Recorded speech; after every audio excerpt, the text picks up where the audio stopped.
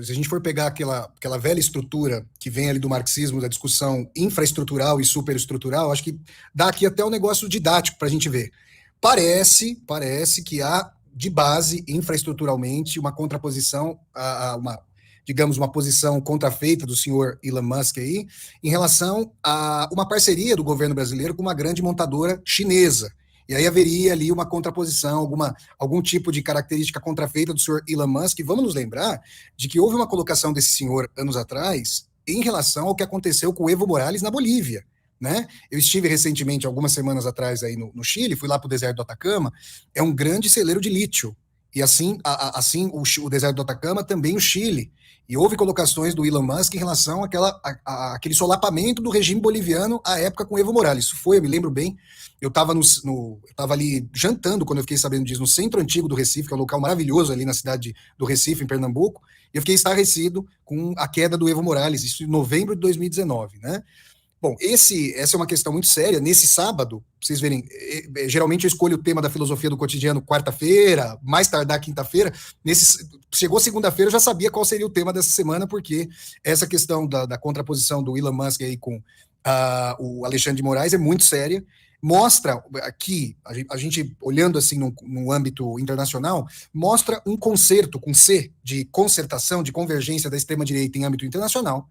A gente sabe a ligação que existe entre a extrema-direita brasileira e a extrema-direita dos Estados Unidos, tendo em consideração, é muito importante, que pode voltar à presidência o fascista Donald Trump, né? E aí, claro, a gente pode ter várias reservas com relação ao Joe Biden no âmbito da política externa, por exemplo, que nos afeta profundamente, afeta o mundo profundamente, mas é importante saber, né, essas diferenciações pontuais em relação por exemplo, o Joe Biden foi um dos primeiros a reconhecer o resultado da eleição de 2022 no Brasil.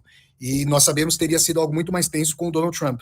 Agora vem uma questão de que querem utilizar a plataforma para disseminação de discurso de ódio, e a coisa é muito séria, porque mostra, Daiane, a meu ver, eu vou discutir muito isso na filosofia do cotidiano do sábado, essa dimensão de que essas novas tecnologias de inteligência artificial, de redes sociais, elas solapam a legislação do Estado-nação, porque o Elon Musk foi pronto em dizer que se, por um acaso, o X, né, o antigo Twitter, fosse derrubado no Brasil, que os usuários poderiam baixar o Virtual Private Network, que é o VPN lá, para baixar isso aí. Eu não entendo muito dessa questão, mas parece que é alguma coisa do VPN, eles poderem ter acesso. Quer dizer, ele já está mostrando, está transgredindo, está peitando as instituições brasileiras, a soberania brasileira, o judiciário brasileiro, e tentando implicar o Alexandre de Moraes. Eles são mestres em não apresentar prova de nada, né? A gente sabe que a direita brasileira, a extrema-direita, tem muitas convicções e poucas provas, ou nenhuma prova, né?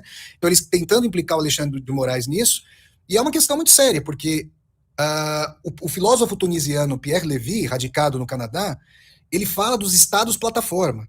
Eles têm uma capacidade, se a gente se lembrar daquela série muito interessante na sua primeira temporada, o Black Mirror, lá, que está no Netflix, tem um episódio, não sei se vocês assistiram também a essa série, vale muito a pena, principalmente na primeira temporada, em que a polícia está fazendo uma investigação sobre um cara que sequestrou uma pessoa, e assim, quem acaba fornecendo informações para a polícia em relação ao sequestrador é a empresa de telefonia, a empresa de celular, a empresa de tecnologia, que tem muito mais recursos e acesso do que o próprio Estado.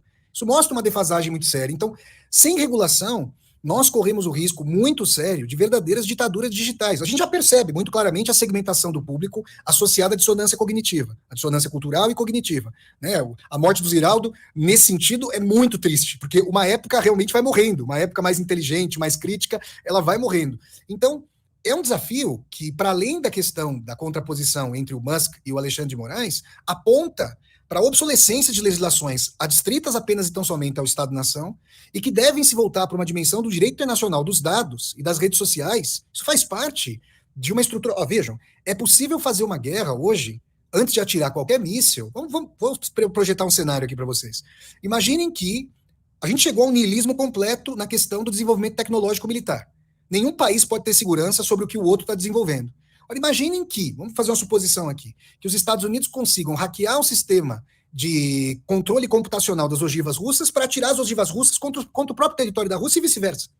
Então, antes de acabar com centrais elétricas, houve um senador tresloucado dos Estados Unidos, levantou uma lebre, que obviamente é tresloucada, mas nos dá o que pensar. Olha, a Rússia poderia querer, uma tese completamente tresloucada, né? Mas, de qualquer maneira, a Rússia poderia querer atacar satélites de comunicação dos Estados Unidos para embargar completamente a comunicação. Então, todos esses fatores, eu estou levando a questão da tecnologia militar às últimas consequências, mas nós estamos numa encruzilhada para a possibilidade de formação de convicção democrática e para o limite do que é o discurso de ódio. É muito claro, né? Não tem liberdade de expressão que possa rasgar a Constituição, não há possibilidade de disseminação de discurso de ódio, as plataformas precisam ser responsabilizadas. O que o Elon Musk está mostrando é que a responsabilização é muito importante, mas a insuficiência da legislação dentro apenas então somente do Estado-nação aponta para o caráter completamente multinacional e transnacional dessas redes.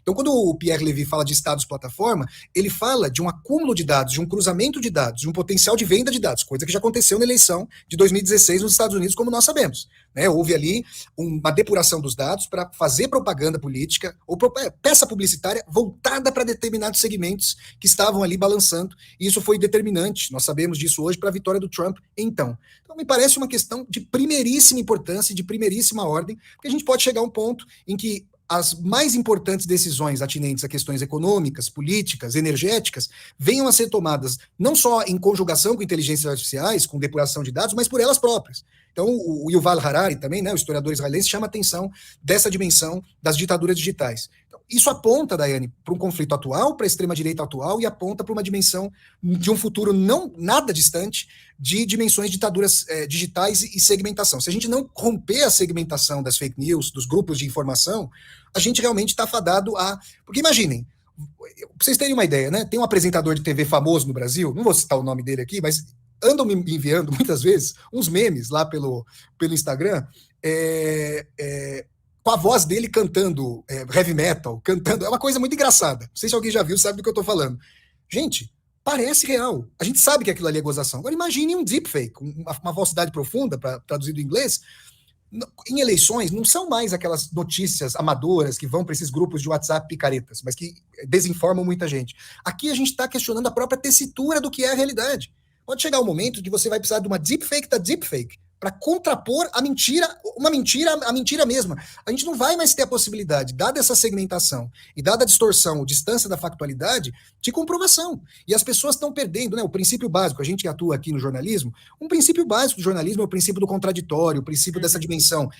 Nós sabemos que a imparcialidade absoluta não existe, é claro, nós tomamos posição, mas o princípio do contraditório, da verificação dos fatos, da busca por várias fontes, a gente sabe que isso é muito problemático, a mídia corporativa brasileira é muito correia de transmissão lá de Washington, D.C., mas de qualquer maneira são princípios básicos. Mas isso tá em falta aí para a formação das pessoas, esse é um debate de primeira grandeza para a nossa época, para os destinos de soberania e democracia nos mais diversos países do mundo.